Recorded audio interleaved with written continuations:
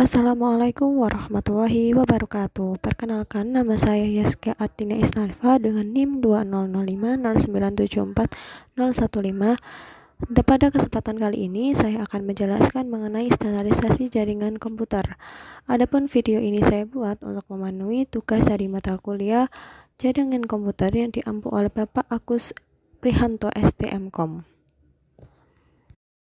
Adapun topik yang akan kita bahas pada materi kali ini, yang pertama ada protokol, yang kedua ada organisasi standarisasi jaringan atau disingkat dengan OSI, yang ketiga ada TCP/IP, yang keempat ada persamaan dan perbedaan OSI layer dengan TCP/IP layer, yang kelima ada UDP, yang keenam TCP versus UDP, yang ketujuh ada protokol yang berjalan di network layer, yang kedelapan adalah protokol yang digunakan di internet. Materi pertama yang akan kita bahas adalah protokol. Apa itu protokol? Jadi, protokol adalah sebuah aturan atau standar yang mengatur atau mengizinkan terjadinya hubungan komunikasi dan perpindahan data antara dua atau lebih titik komputer.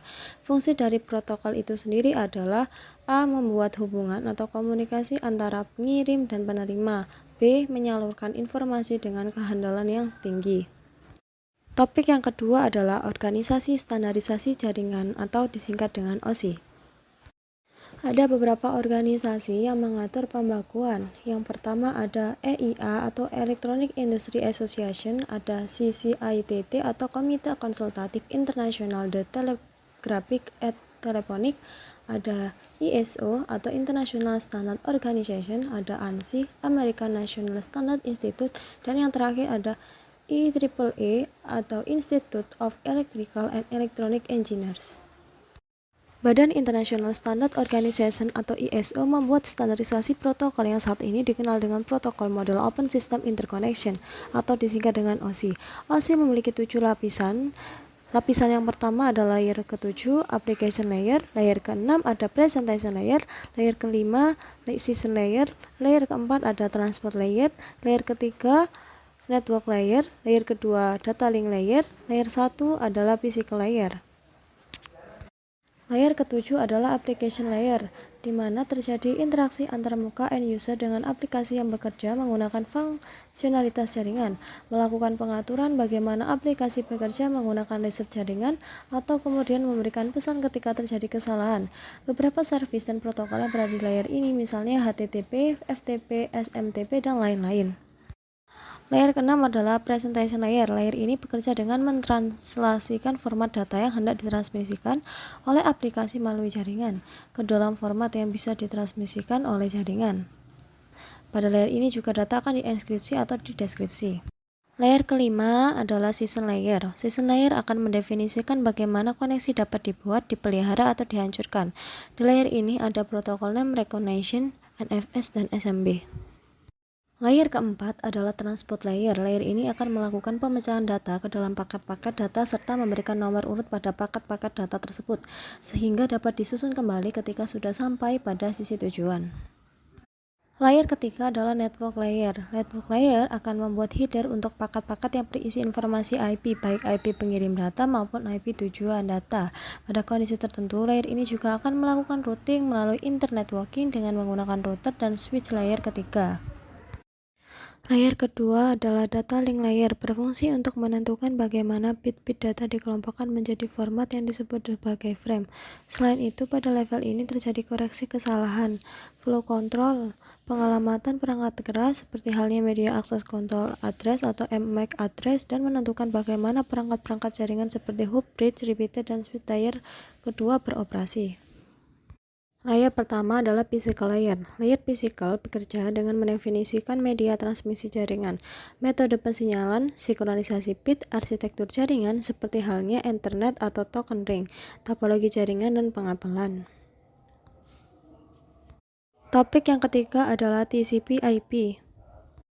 TCP/IP atau Transmission Control Protocol atau Internet Protocol adalah standar komunikasi data yang digunakan oleh komunitas internet dalam proses tukar-menukar data dari satu komputer ke komputer yang lain di dalam suatu jaringan. Contoh aplikasi yang menggunakan protokol TCP misalnya adalah HTTP, email, FTP, dan lain-lain. TCP/IP bekerja dengan pengalamatan port sebagai berikut. Port pertama sampai 1024 merupakan low port atau standard service port. Port ini digunakan oleh service standar.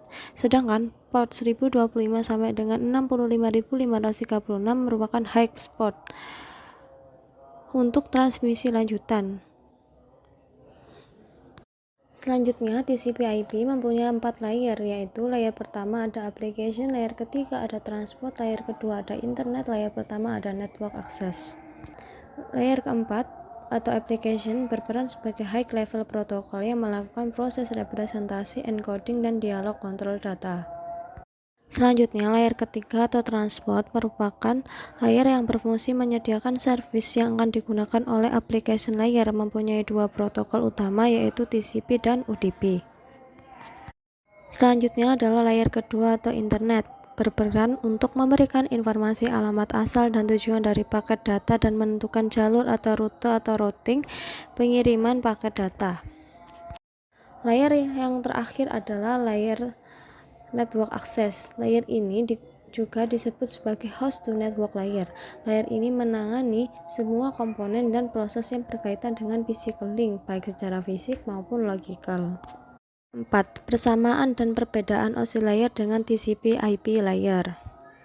Persamaan OSI layer dengan TCP/IP layer yang perlu diketahui. Yang pertama, masing-masing model menggunakan layer dalam menjelaskan proses komunikasi data. Kedua, memiliki application layer meskipun terdapat perbedaan fungsi untuk layer tersebut. 3. Masing-masing memiliki transport dan internet atau network layer. 4. Masing-masing menggunakan asumsi pengiriman paket data secara paket switch dalam mencapai alamat tujuannya. 5. Bagi network profesional, kedua model tersebut harus dipelajari untuk memahami konsep dasar komunikasi data di jaringan. Perbedaan OSI layer dengan TCP/IP layer. Yang pertama adalah di dalam OSI layer terdapat 3 layer yang berkaitan dengan aplikasi, sedangkan dalam TCP/IP hanya satu layer yaitu application layer. Kedua, dalam OSI layer proses komunikasi data di dalam jaringan secara fisikal dimodelkan dalam 2 layer, sedangkan pada TCP/IP dimodelkan dalam 1 layer yaitu network access. Ketiga, dalam OSI layer memiliki 7 layer dalam menjelaskan proses komunikasi data, sedangkan pada TCP/IP hanya memiliki 4 layer. Keempat, TCP/IP lebih populer untuk digunakan karena lebih sederhana ketimbang model OSI. Kelima, OSI mengembangkan modelnya berdasarkan teori, sedangkan TCP mengembangkan modelnya setelah sudah diimplementasikan. Topik kelima adalah UDP. UDP atau User Datagram Protocol merupakan protokol yang bersifat connectless oriented. UDP juga tidak menyediakan fitur koreksi kesalahan. UDP hanya menyediakan fasilitas multiplexing aplikasi via nomor port dan integritas verifikasi atau deteksi kesalahan via checksum yang disediakan dalam header dan payload. Deteksi kesalahan dalam UDP hanya bersifat opsional untuk menghasilkan data yang reliable, haruslah dibantu dan dilakukan di tingkat aplikasi, tidak bisa dikerjakan di tingkat protokol UDP. Pengiriman paket dilakukan berdasarkan best effort basis. Topik keenam adalah TCP versus UDP. Berikut perbandingan antara TCP dan UDP. Yang pertama, berdasarkan status koneksi. Pada TCP membutuhkan sebuah koneksi, sedangkan pada UDP tanpa koneksi. Berdasarkan pengurutan data, pada TCP bisa diurutkan, sedangkan pada UDP tidak bisa diurutkan. Selanjutnya, berdasarkan pengiriman. Pada TCP dapat menjamin pengiriman data ke router tujuan, sedangkan UDP tidak dapat menjamin pengiriman data ke tujuan. Selanjutnya, pada pengiriman ulang data, pada TCP memungkinkan ada paket yang hilang, sedangkan pada UDP tidak ada paket yang hilang. Berdasarkan pengecekan kesalahan, pada TCP pengecekan kesalahan yang ekstensif dan pengakuan data, sedangkan pada UDP mekanisme pemeriksaan kesalahan dasar menggunakan checksum. Berdasarkan metode transfer, TCP data dapat dibaca sebagai byte stream dan pesan dikirimkan ke batas segmen, sedangkan pada UDP, paket UDP dengan batas yang ditentukan dikirim secara individual dan diperiksa integritasnya pada saat kedatangan. Selanjutnya berdasarkan kecepatan, TCP lebih lambat daripada UDP sedangkan UDP lebih cepat dari TCP. Selanjutnya berdasarkan broadcasting, TCP tidak mendukung broadcasting sedangkan UDP sudah mendukung broadcasting. Dan yang terakhir berdasarkan penggunaan opsional pada TCP, contohnya adalah HTTPS, HTTP, SMTP, POP, FTP, dan lain-lain. Sedangkan UDP adalah video conference, streaming, DNS, dan VoIP. Topik yang ketujuh yang akan kita bahas adalah protokol yang berjalan di network layer. Protokol yang berjalan di network layer yaitu ada 3. Yang pertama ada IPsec atau singkatan dari Internet Protocol Security. Bertugas mengatur koneksi IP terenkripsi dan diautentikasi melalui jaringan pribadi virtual atau disingkat dengan VPN. Yang kedua ada ICMP atau singkatan dari The Internet Control Message Protocol, bertugas melaporkan kesalahan dan menyediakan pembaruan status. Misalnya jika router tidak dapat mengirimkan paket, ia akan mengirim pesan ICMP kembali ke sumber paket. Yang ketiga ada IGMP atau singkatan dari The Internet Group Management Protocol, bertugas mengatur koneksi jaringan satu ke banyak jaringan. IGMP membantu mengatur multicasting, artinya beberapa komputer dapat menerima paket data yang diarahkan pada satu alamat IP. Dan topik yang terakhir yang akan kita bahas adalah protokol yang digunakan di internet. Protokol yang digunakan di internet ada 5. Yang pertama ada TCP atau singkatan dari Transmission Control Protocol, protokol lapisan transport yang memastikan pengiriman data yang handal. Yang kedua ada HTTP atau singkatan dari Hypertext Transfer Protocol, merupakan dasar dari World Wide Web atau WWW dan internet yang berinteraksi dengan sebagian besar pengguna, digunakan untuk mentransfer data antar perangkat. Yang ketiga ada HTTPS atau HTTP Secure, memperbaikinya dengan mengenkripsi pesan HTTP. Dan yang keempat ada TLS atau SSL atau singkatan dari Transport Layer Security atau Secure Socket Layer, protokol yang digunakan HTTPS untuk enskripsi. TLS dulu disebut dengan Secure Socket Layer atau SSL. Dan yang terakhir ada UDP atau User Datagram Protocol, digunakan dalam layanan seperti streaming video dan game, di mana pengiriman data yang cepat adalah yang terpenting. Berikut merupakan penjelasan dari saya mengenai standarisasi jaringan komputer. Cukup sekian dan terima kasih. Jangan lupa untuk like, comment, and subscribe channel YouTube ini dan jangan lupa share video ini apabila video ini sangat bermanfaat untuk kalian.